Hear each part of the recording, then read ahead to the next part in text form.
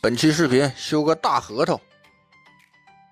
总有老铁们问我，这个核桃修完了有没有色差？这个问题你这看这个视频就完了。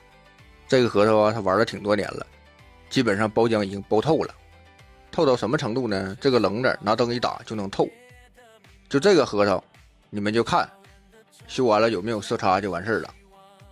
摔了一个小角，这核桃主人是相当的珍惜这个核桃了，告诉我韩老师，你一定把这核桃好好给我修修，尽量少动，能不动就不动，能少动就少动，给我整的编着点。其实我看这核桃这个状态呀，我也很喜欢。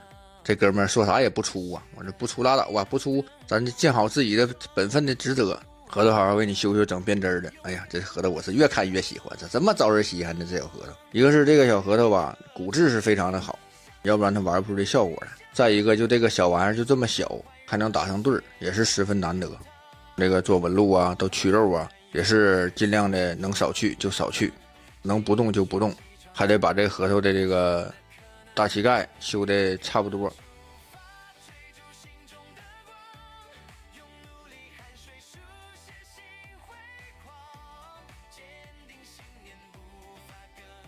拿这小 OPI 给它抛抛光，因为啥说搁这 OPI 抛抛光呢？因为它这核桃吧，之前就玩过啊，有磁度，所以就尽量把这核桃给它磁度还原一下，好好给它整整。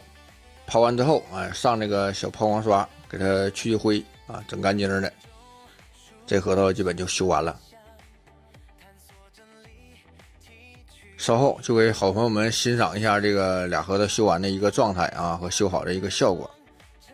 如果屏幕前的你，我的挚爱亲朋手足兄弟们，感觉我这活还行，关注点一点，评论区等你们，别忘了收藏转发。我是韩凡，感谢支持。